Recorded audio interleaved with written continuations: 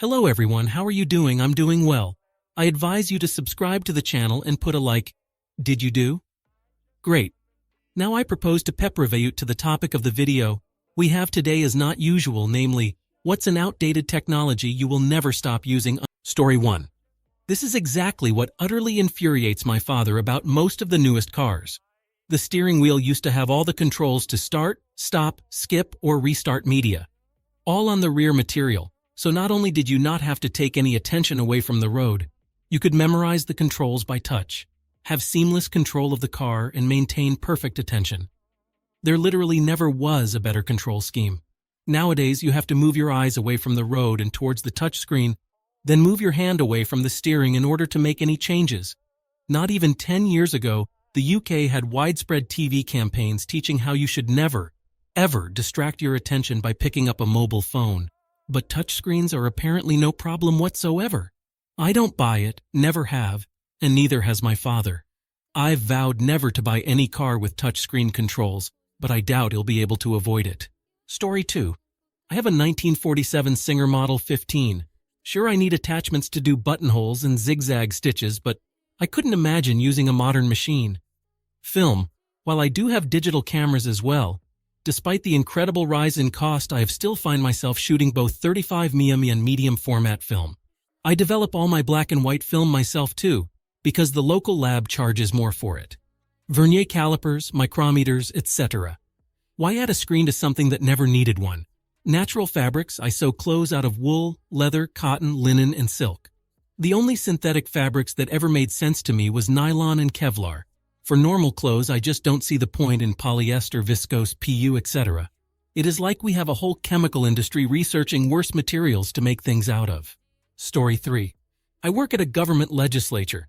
My department is responsible for, among many other things, turning on and off the microphones for members when they are recognized. It is extremely important to get this right, as everything a member says has to be transcribed and put into a public record. We used to have physical panels with buttons for each mic in all of the rooms.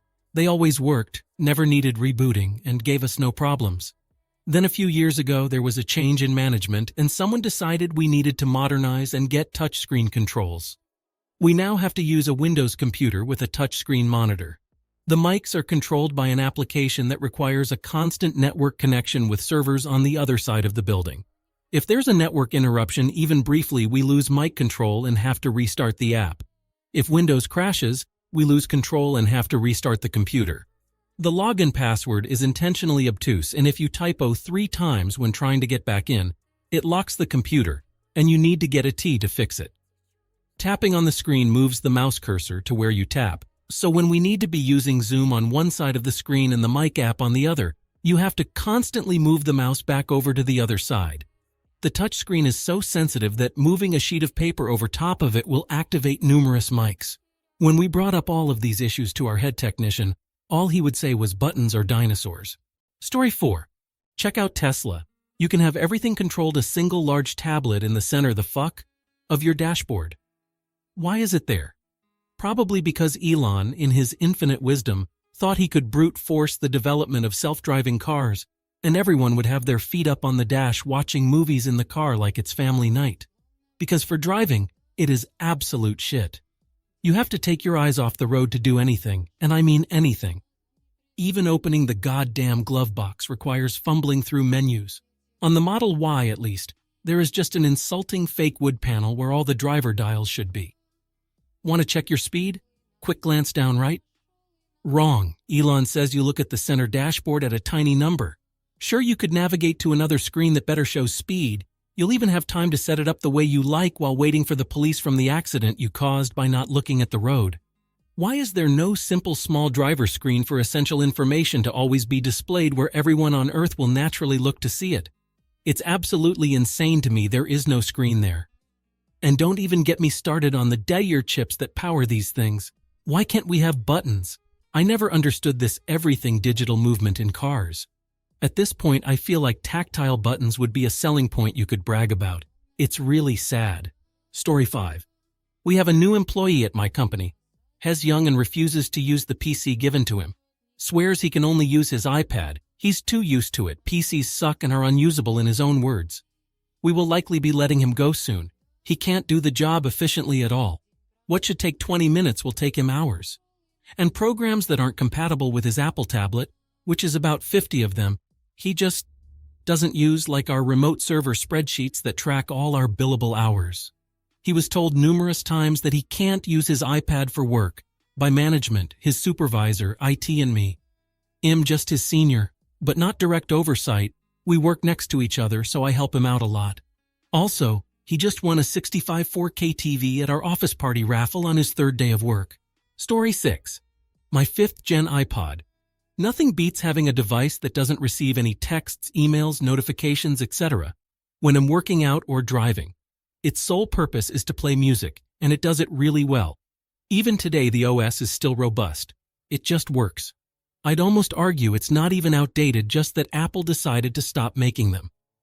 As far as maintenance goes, once you've done it a few times, it is easy to replace the battery. It's also easy to upgrade the storage to a 256 GB micro SD card. The only drawback, in my opinion, is that you are limited to your own music library, which you have to actively manage and find new music to listen to. It's not like Spotify, where you can just get served up new and different music and discover new artists easily. For me, I'm okay managing my library. I've been doing it for 16 years at this point, so I have a pretty big collection of music, and Fubar 2000 makes it relatively easy. If I'm looking for new stuff, I'll usually just download 12-hour mixes from YouTube of the genres and explore that way. I also browse Bandcamp a lot these days. I always wonder about all the people that bought iPods. When they got rid of them, did they get rid of their music collection too? I understand the convenience of Spotify for sure, but like all those CAS apps, you don't own any of that music or playlists you listen to. Story 7. Very first time I had to rely on etiquettes, I was going to a college football game. We don't usually go to those kinds of events, so I was really feeling out of my element to begin with. Walk up to the ticket taker and my phone doesn't have a signal and I can't bring up the tickets. I had the app open but could not get to the tickets. The person legit just stares at me and shrugs their shoulders. I get that it's not something they personally take care of, but they could have maybe given me advice on what my next step should be if I couldn't bring up the tickets. Do I go to the box office? Is there a place nearby in this area that I'm not familiar with that has free Wi-Fi? If I can manage to show someone the confirmation email from my purchase, would that work? I had my whole family with me too, and my children are not patient, so that was fun. We walked away to try to figure out what to do, and I got a signal just long enough to bring up the tickets. I screenshotted the QR codes real fast just to be safe. We got in. Now I make sure to always have the barcode or QR code brought up and ready to go. I have screenshots, I have the ticket saved to Google Wallet. Whatever I need to do to make sure we're getting in. Story 8. Happened to my mom's cousin. It was a mini dachshund and something upset its tummy and it has liquid shits. And the robo-vacuum spread it through the entire bottom floor of his house. And it got all up inside the little machine and was so bad it had to be pulled apart, intricately cleaned and repaired. The Facebook post and following tirade from each step of the cleanup was both hilarious and mortifying at the same time. The worst part was he was a doctor at the hospital and had a 36-hour shift. The incident happened between when his dog was last checked on and when he got home from a really long and horrible shift where he barely got a break. He came home exhausted to the entire downstairs of his house, looking like a dog-shit Jackson Pollock disaster. His words I still remember from the post. I'll never own a robot vacuum and a dog at the same time after that post. I don't care if I have to clean my own floors theirs. No way I'm trusting a robot to dodge a liquid dog turd. Story 9. Hey, several an iPod. I like it because it's small, very easy to keep in my pocket, and best of all, doesn't drain the battery on my phone, which I use mainly for calls, texts, email, taking pictures, videos, and using various apps that aren't gaming related. Phones with physical keyboards, I actually don't have one as its operating system is obsolete, but I miss it. All my old gaming consoles, CDs, DVDs, and any other medium that allows you to listen to music, play games, and watch movies without relying on an internet connection landlines.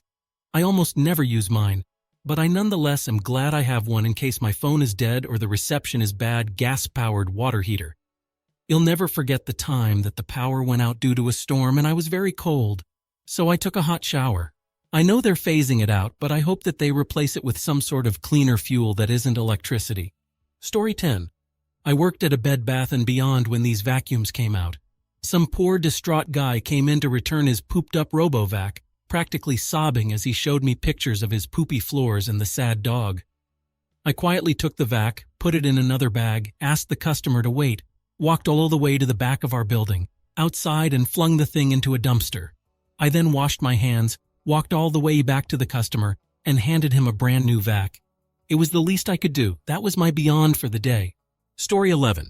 Also, I love the lack of auto start-stop. Don't know if they have added that to newer models. I feel like that one may be harder and harder to get away from. It seems to be somewhat of a standard feature on all new cars nowadays. I really don't understand it either. Is it supposed to be saving you gas as you sit at a light? Is it saving the environment by not putting out emissions for 2 mins at a stoplight? One of our vehicles has it and also has a button to turn it off, but you have to select it every time you get in the car.